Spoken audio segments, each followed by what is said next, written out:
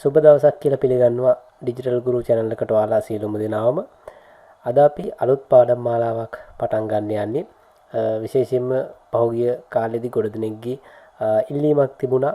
විශේෂයෙන්ම පරිගණක තාක්ෂණයේදී භාවිතා වෙන යම් කාරණා පිළිබඳව මගෙන් ඉල්ලීම් කරලා තිබුණා කියලා දෙන්න කියලා. ඉතින් මේවා ඇත්තටම ලොකු දේවල් නෙමෙයි, පොඩි දේවල්. නමුත් අපි පරිගණක භාවිතා කරනකොට අනිවාර්යෙන් දැනගත යුතු අපේ වැඩ පහසු කරගන්න භාවිතා කරන්න පුළුවන් පොඩි දේවල්.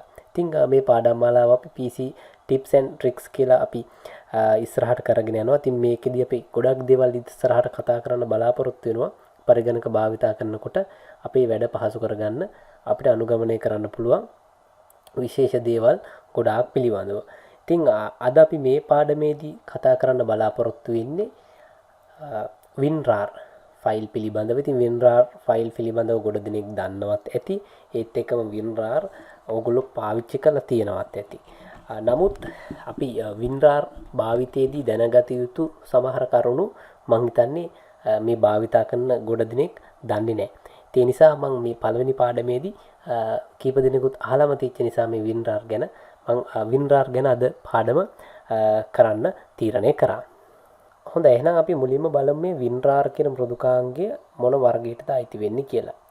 මේ WinRAR අයිති වෙන්නේ ෆයිල් ආකයිව කියන විශේෂිත මෘදුකාංග වර්ගයට.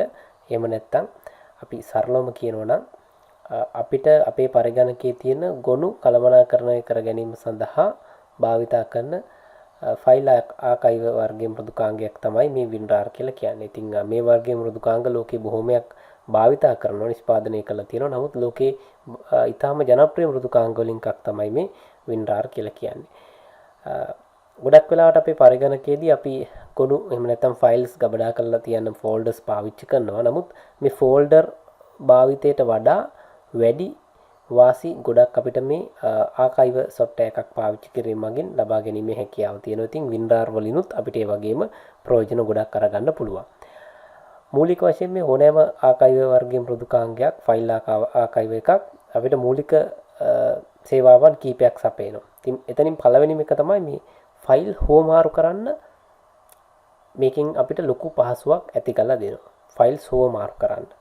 සමහරවිට අපි ගාව විශාල ෆයිල් ප්‍රමාණයක් අපි හිතමු එක කම්පියුටරකින් තව කම්පියුටරයකට ඊමේල් එකක් කරා යවන්න තියෙනවා. ඒ වගේ වෙලාවට අපි හිතමු ෆයිල් 100ක් 200ක් වගේ. එතකොට අපිට ඊමේල් එකට ওই ෆයිල් 100 200 ඇටච් කරන එක ගොඩක් අමාරුයි. දැන් අපි උදාහරණයක් විදිහට අපි මගේ පරිගණකයේ තියෙන ෆයිල්ස් යම් ප්‍රමාණයක් අපි බලමුකෝ. දැන් මෙන්න මේ වගේ අපි හිතමු මේ ෆයිල් ටික මට ඔක්කොම ඊමේල් එකක් කරා යවන්න ඕනේ. ඒතර මේක ටිකක් හරි අමාරු වැඩක්. ඔක එකෙන් ඇටච් කරන්න ඕනේ. ඉතින් මේ ආකයිව software එකකට පුළුවන් අපිට මේ සියල්ල මේ WinRAR ෆයිල් එකකට ඇතුළට ඇඩ් කරලා අපිට තනි ෆයිල් එකක් විදිහට යවන්න පුළුවන්. ඔක තමයි මේ WinRAR වල තියෙන පළවෙනිම වාසිය. ඊළඟට අපිට මේ ෆයිල් ගබඩා කරනකොට හරි පහසුයි. ෆයිල්ස් අපිට WinRAR ෆයිල් ඇතුලේ ගබඩා කරලා තියන්න පුළුවන්. හරි. දැන් උදාහරණයක් විදිහට පෙන්නන්නම් අපිට මේ ෆයිල් ටික ඔක්කොම මට ඊමේල් කරන්න ඕනේ කියලා හිතමු. ඊමේල් හරි WhatsApp හරි මොකක් හරි ක්‍රමයකට යවන්න ඕනේ කියලා හිතමු. එතකොට මට පුළුවන් මේ ෆයිල් ටික WinRAR ෆයිල් එකකට ඇඩ් කරන්න. ඇඩ් කළා මට තනි ෆයිල් එකක් විදිහට යවන්න පුළුවන්. හරි. ඉතින් WinRAR වලට ඇඩ් කරන්න පුළුවන්. මේ වගේ right click කළා. හරි. මෙන්න මෙතන තියෙනවා add to archive කියලා.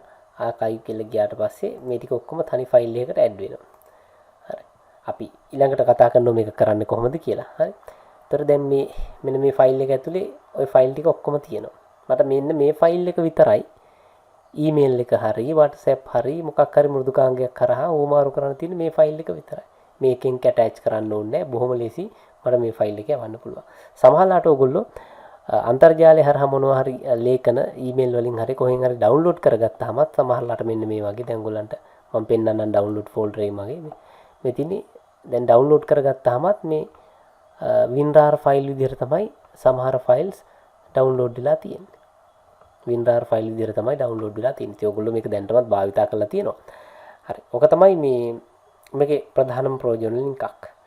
ඊළඟට අපිට මේකේ තියෙන ඉතාම වැදගත් ප්‍රයෝජනයක් තමයි දැන් මෙන්න මේ ෆයිල් ටික ඔක්කොම ගත්තොත් මේ ටිකේ ධාරිතාවය වෙනවා. මෙන්න මේ ෆයිල් ටිකේ ධාරිතාවය මම බැලුවොත් මෙගාබයිට් 28.2ක්. නමුත් මම මේ ටික මේ WinRAR ෆයිල් එකට ඇඩ් කරාට පස්සේ මෙගාබයිට් 28 මෙගාබයිට් 24ක් වෙලා තියෙනවා. අපි ඔකට කියනවා ෆයිල් කම්ප්‍රෙෂන් කියලා. එහෙම නැත්නම් ගුණ සම්පින්ඩනය කිරීම. එහෙම නැත්නම් ගුණ හැකිලීමේ හැකියාව. ඒතර WinRAR ෆයිල් වලට පුළුවන් මේ ගුණ හකුලන්න. දැන් ඔයගොල්ලන්ට මේකේ අර රූපේ උනත් පේනවා. මේ ෆයිල් ටික තියලා බැඳලා වගේ තියෙන. එතකොට මේකේ ප්‍රමාණය අපිට ෆයිල්ස් වල ප්‍රමාණය අඩු කරගන්න පුළුවන්. ඉතින් උපරිම WinRAR වලදී 71ක් විතර වගේ වෙනකන් සමහර ෆයිල්ස් වල ධාරිතාවය අඩු කරන්න හැකියාව තියෙනවා. එතකොට මේකෙන් අපිට ලොකු වාසියක් ගන්න පුළුවන්. විශේෂයෙන්ම දැන් මෙන්න මේ තන්දි ගත්තොත් මට මේ ෆයිල් ටික ඊමේල් එකේ යවන්න බෑ. මොකද Gmail වල මෙගාබයිට් 25ක් විතරයි ඊමේල් එක හරහා යවන්න පුළුවන්. එහෙම නැත්නම් drive එක හරහා යවන්න ඕනේ. නමුත් දැන් මේ මෙගාබයිට් 28 දැන් ඔයගොල්ලන්ට පේනවා මෙතන මෙගාබයිට් 28.1ක් තියෙනවා. නමුත් මේක මම WinRAR ෆයිල් එකට ඇඩ් කරාට පස්සේ මට මෙගාබයිට් 24කට මේක අඩු කරගන්න පුළුවන්කම ලැබිලා තියෙනවා. ඉතින් මට මේක තනි ෆයිල් එකක් විදිහට WhatsApp හරහා වුණත් ඊමේල් එක හරහා වුණත් මට යැවීමේ හැකියාව තියෙනවා. හොඳයි අපි බලමු ඊළඟට කොහොමද මේ WinRAR ඩවුන්ලෝඩ් කරගන්නේ සහ මේ ෆයිල්ස් ඇඩ් කරන විදිහ පිළිබඳව අපි ඊළඟට බලමු. හරි. ඉතින් මේක ඇත්තරම අපිට ෆ්‍රී ඩවුන්ලෝඩ් කරගන්න පුළුවන්. මේක අයිති වෙන්නේ ඇත්තරම මේක ෂෙයාවියා එකක්. කියන්නේ මේකේ අපි ලයිසන් එක ගන්න ඕනේ. නමුත් එතකන් අපිට නොමිලේ පාවිච්චි කරන්න පුළුවන්. හැබැයි ප්‍රශ්නයක් නැහැ. WinRAR වලදී අපිට ලයිසන් එක එක්ස්පයර් වුණත් අපිට ඒකේ ගන්න තියෙන මූලික සේවා ටික ලබා දෙනවා. මූලික සේවා ටික ලබා දෙනවා. ඒ නිසා අපිට මේක ලයිසන් එක එක්ස්පයර් වුණත් අපිට යම් දින ගාණක් දෙනවා. ඒ ගාණෙන් පස්සේ වුණත් අපිට මේක පාවිච්චි කරන්න පුළුවන්. ඉතින් Google වලට ගිහිල්ලා WinRAR කියලා ගැහුවාම උඩින්ම අපිට එනවා සර්ච් රිසල්ට් එකක්. මෙන්න මේක www.win.rar.com කියන එක. මේකෙන් අපි ඩවුන්ලෝඩ් වලට ගියාම අපිට තියෙනවා මෙතන WinRAR ෆයිල් එක ඩවුන්ලෝඩ් කරගන්න පුළුවන්. WinRAR 6.2 කියන version එක දැන් තියෙන්නේ. එතකොට ඒකේ 64 bit version එක operating system එක අනුව බලන්න ඕනේ අපි. අපි operating system එක 64 bit නම් අපි 64 bit version එක ඩවුන්ලෝඩ් කරගන්නවා. එතකොට මේ වගේ ඩවුන්ලෝඩ් වෙනවා. හැබැයි මෙහෙම warning message එකක් එන්න පුළුවන්. ඒක අපි keep දැන් මෙතන අපිට කියනවා මේ warning එකක් exe ෆයිල් එකක් ඩවුන්ලෝඩ් කරනවා කියන එක. එතකොට අපි මේක අපිට ඩවුන්ලෝඩ් කරගන්න අවශ්‍යයි. අපි keep කියලා දීලා ඔය විදිහට ඩවුන්ලෝඩ් කරගන්නවා. එතකොට මගේ ඩවුන්ලෝඩ් ෆෝල්ඩර් එකට WinRAR එක ඩවුන්ලෝඩ් වෙලා තියෙනවා. මේ වගේ ඩවුන්ලෝඩ් ෆෝල්ඩර් එකට ඩවුන්ලෝඩ් වෙලා තියෙනවා. හරි. එතකොට මේක exe application වර්ගයේ ෆයිල් එකක්. ඒ නිසා මේක අපි ඉන්ස්ටෝල් කරගන්න ඕනේ. මේක උඩ right click කළා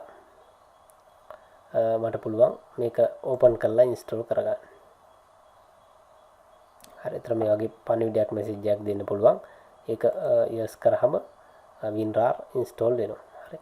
ඒතර මේ වගේ ඒගොල්ලන්ගේ ඇග්‍රීමන්ට් එකක් තියෙනවා මෙතන ලයිසන් ඇග්‍රීමන්ට් එකක්. ඉතින් ඒක රීඩ් කරලා හොඳට කියවලා මේක අපිට ඉන්ස්ටෝල් කරන්න පුළුවන්. හරි. ඒතර මෙතනදී මේ WinRAR පාවිච්චි කරලා මෙතන තියෙන ඇත්තටම ඕපන් කරන්න පුළුවන් තව ෆයිල්ස් වර්ග මොනවද කියන එක. හරි. ඉතින් ඔය ටික ඔය විදිහටම තියලා අපි ඕකේ කරනවා. ඊට පස්සේ මේක ඩන් වෙනවා. තප්පර ගානක් ඇතුළත මේක ඉන්ස්ටෝල් වෙනවා. WinRAR එක අපිට ඉන්ස්ටෝල් වෙනවා. හරි. ඉන්ස්ටෝල් වුණාට පස්සේ දැන් මේක අපි ඉන්ස්ටෝල් වුණා කියලා දැනගන්න අපිට ඕනනම් ඩෙස්ක්ටොප් එකට ෂෝට්කට් එකක් ඇවිල්ලා තියෙන්න පුළුවන්. එහෙම නැත්නම් ස්ටාර්ට් එකට ගිහිල්ලා අපිට සර්ච් කරලා බලන්න පුළුවන්. හරි. WinRAR කියන ඇප් එක යෙදුම දැන් ඉන්ස්ටෝල් වෙලා තියෙන්නේ. එහෙම නැත්නම් අපිට මේක හරියට ඉන්ස්ටෝල් වුණා නම් අපි මේ කොහේ හරි හිස් ඉඩක ෆෝල්ඩර් එකක් ඇතුලේ හිස් ඉඩක right click කරලා new වලට ගියාට පස්සේ මෙන්න මෙතන තියෙනවා අපිට WinRAR කියලා. සමහරට දැන්ටමත් ඔයගොල්ලන්ගේ පරිගණකවල මේක ඉන්ස්ටෝල් කරලා ඇති. මොකද ගොඩක් වෙලාවට අපි පරිගණක මිල්ට ගන්නකොට මේ WinRAR වගේ මෘදුකාංග ඉන්ස්ටෝල් කරලා තියෙනවා. හරි. ඒතර මෙතන WinRAR archive කියලා ඔයගොල්ලන්ට පෙන්නනවා ඇති new ගියාට පස්සේ. ඒ කියන්නේ එහෙනම් මේක ඉන්ස්ටෝල් වෙලා ඉවරයි. හොඳයි. එහෙනම් අපි ඊළඟට බලමු කොහොමද මේ ෆයිල් එකක් ෆයිල් අපි මේ WinRAR වලට ඇඩ් කරගන්නේ කියලා. බොහොම පහසුයි. හරි. මට මෙන්න මේ ෆයිල් ටික WinRAR වලට ඇඩ් කරගන්න ඕනේ. ඉතින් බොහොම පහසුයි. කරන්න තියෙන මුලින්ම ෆයිල් ටික ඔක්කොම අපි සිලෙක්ට් කරගන්නවා මේ විදිහට. අපිට මේකට ඇඩ් කරන්න ඕනේ ෆයිල් ටික සියරම සිලෙක්ට් කරගන්නවා. එහෙම නැත්නම් කීබෝඩ් එකේ control එකයි a එකයි ගහලා select all කරගන්නවා. මෙන්න මේ වගේ තැනක අපි right click කරලා right click කරාම මෙතන තියෙනවා add to archive. එතන මේ වගේ window එකක් එනවා. මේක okay කරාම මේ ෆයිල් ටික ඔක්කොම මේ archive ෆයිල් එකට එහෙම නැත්නම් WinRAR ෆයිල් එකට add වෙනවා. add වෙලා අපිට අවසානයේ මෙන්න මෙතන WinRAR කියලා ෆයිල් එකක් පෙන්නනවා. ඒතර මේක අපිට ඕපන් කරන්න පුළුවන් double click කරලා ඕපන් කරලා බලන්න පුළුවන්. එතකොට මේක අර දැන් මගේ තියෙන එක නම් expire වෙලා තියෙන්නේ. මේක $20ක් ගෙවන්න කියනවා. නමුත් අර මූලික පහසුකම් මෙන්න මේ ටික ඒගොල්ලෝ අපිට මේ ගෙවුවොත් මෙන්න මේ දේවල් ටික දෙනවා. නමුත් අවශ්‍ය නැහැ අපිට right මේ තියෙන ෆයිල් ටික ඔක්කොම මේකට add වෙලා. ඒතර WinRAR ෆයිල් එක අපි ඕපන් කරාම මෙන්න මේ වගේ තියෙන්නේ. අපි ෆයිල් ටික ඔක්කොම මේක ඇතුලේ තියෙනවා. හරි. එහෙම නැත්නම් අපිට පුළුවන් මේ WinRAR වලට ෆයිල් ඇඩ් කරන්න තව ක්‍රමයක් තියෙනවා. මම මේක මකන්නම් ෆයිල් එක. right. හිස්තැනක right click කරලා new ගිහිල්ලා මෙන්න මෙතන WinRAR මෙතන WinRAR archive. WinRAR archive කියන එක ක්ලික් කරාම ඔයගලන්ට පේනවා WinRAR ෆයිල් එකක් හැදෙනවා. මම මේකට කැමති නමකින් මේක මම rename කරනවා my file කියලා. right. my file කියලා rename කරනවා. ඊට පස්සේ මේක ඩබල් ක්ලික් කරලා මම ඕපන් කරගන්නවා. right. හැබැයි මේක ඇතුලේ දැන් මුකුත් නැහැ. මුකුත් නැහැ. මම ෆයිල් ඇඩ් කරන්න ඕනේ. ඇඩ් කරන්න පුළුවන් මට මෙන්න මෙතනට ගිහිල්ලා මේක ඇතුලේ තියෙනවා ඇඩ් කියලා. ඇඩ් ක්ලික් කරාට පස්සේ අපිට මෙතනින් මේ තෝරගන්න පුළුවන් ඇඩ් කරන ෆයිල් ටික. ඇඩ් කරන ෆයිල් ටික. ඉතින් මෙතනදී මට මේකට ඇඩ් කරන්න ඕනි ෆයිල් ටික ඔක්කොම මෙතනින් තෝරගන්න පුළුවන්. තෝරගෙන ඉවරලා ඕකේ එක ක්ලික් කරාම මට මේ ෆයිල් ටික සියල්ල මේක ඇතුළට ඇඩ් කරගන්න පුළුවන්. ওই විදිහට ෆයිල් ටික ඔක්කොම මම සිලෙක්ට් කරගන්නවා. දැන් මේ my file කියන්නේ මේ ෆයිල් එක. ඒකම මට මේකට ඇඩ් කරන්න බෑ. නිසා මම ඒක control එකත් එක්ක keyboard එකේ control එකත් එක්ක ඔබලා ඒක select එකෙන් අයින් කරනවා. හරි. අනිත් ටික ඔක්කොම select වෙලා තින්නේ. මේ my file කියන්නේ දැන් මම හදපු ෆයිල් එක. ඉතින් ඒක මේකටම ඇඩ් කරන්න බෑනේ. ඒක මම අයින් කරනවා control එකත් එක්ක. එතන ක්ලික් කරලා අපිට මොකක් හෝ ෆයිල් එකක් අයින් කරන්න ඕන නම් මේ සිලෙක්ට් කරගත්ත එකකින් control එකත් එක්ක ඒක ක්ලික් කරාම control එකත් එක්ක අපි ඒක ක්ලික් කරාට පස්සේ ඒ ෆයිල් එක අපිට ඉවත් කරගන්න පුළුවන් එතනින්.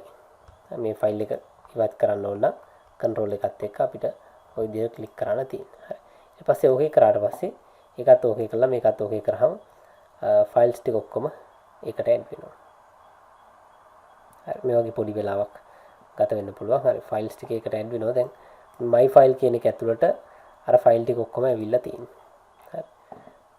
ඔය ක්‍රමයටත් අපිට මේක ඇතුළට ෆයිල්ස් ඇඩ් කරන්න හැකියාව තියෙනවා. මම ඒකත් මකන්නම්. හරි. ඉතින් බොහොම පහසුයි ඇත්තටම අපිට මේ WinRAR හරහා මේ ගොනු කළමනාකරණය කර ගැනීම.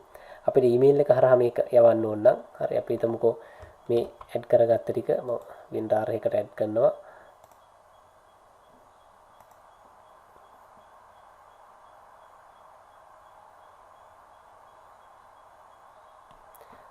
එතකොට මෙතනම ඇඩ් වෙලා තියෙනවා WinRAR කියලා.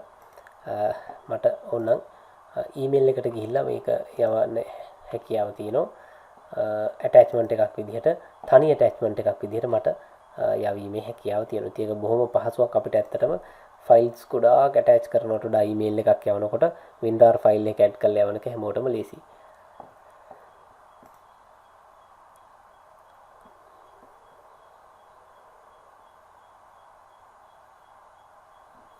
හොඳයි. දැන් මෙතනින් අපි ඊමේල් එකක් විදිහට යවනවා නම් මෙතනින් ඇටැච්මන්ට් වලට ගියාට පස්සේ ෆයිල් 50ක් විතර ඇඩ් කරනවා නම් මම එකපාර ගොඩාක් වෙලාවට ඇඩ් කරන්න ඕනේ. එකෙන් ඇඩ් කරන්න ඕනේ. මේ එහෙම නෙමෙයි. ගොඩාක් ඇටැච්මන්ට්ස් යවන්න ඕනේ. නමුත් මට මේ තනි WinRAR ෆයිල් එක මෙතනින් සිලෙක්ට් කරලා ওই විදිහට යැවීමේ හැකියාව තියෙනවා. ඔව් මේකේ එකම කොපිය දෙපාරක් ඇවිල්ලා තියෙනවා. ඒකයි මෙගාබයිට් 44ක් කියලා පෙන්නන්නේ. හරි. එතකොට මේ අපිට මෙගාබයිට් 25ට වඩා අඩු ප්‍රමාණයක් මේකේ ෆයිල් එකක් විදිහට යවන්න පුළුවන්. ඒතර මේක තනි ඇටැච්මන්ට් එකක් විදිහට යැවීමේ හැකියාව තියෙනවා. හොඳයි. මම හිතනවා මේ WinRAR ගැන ඔයගොල්ලන්ට මේක ඊටාම වැදගත් වෙන්නේ නැති කියලා. ඉතින් WinRAR පිළිබඳව අපිට තව මේකේ බොහොමයක් දේවල් කරන්න පුළුවන්. පාස්වර්ඩ් ඇඩ් කරන්න පුළුවන්. අපේ ෆයිල් ආරක්ෂා කරගන්න. ඉතින් අපි ඊළඟ වීඩියෝ එකකදී ඒ ගැන කතා කරමු. ඉතින් අද වීඩියෝ එක නරඹපු ඔයාලා සියලු දෙනාටම බොහොමත්ම ස්තුතියි. සුබ දවසක් කියලා ප්‍රාර්ථනා කරනවා.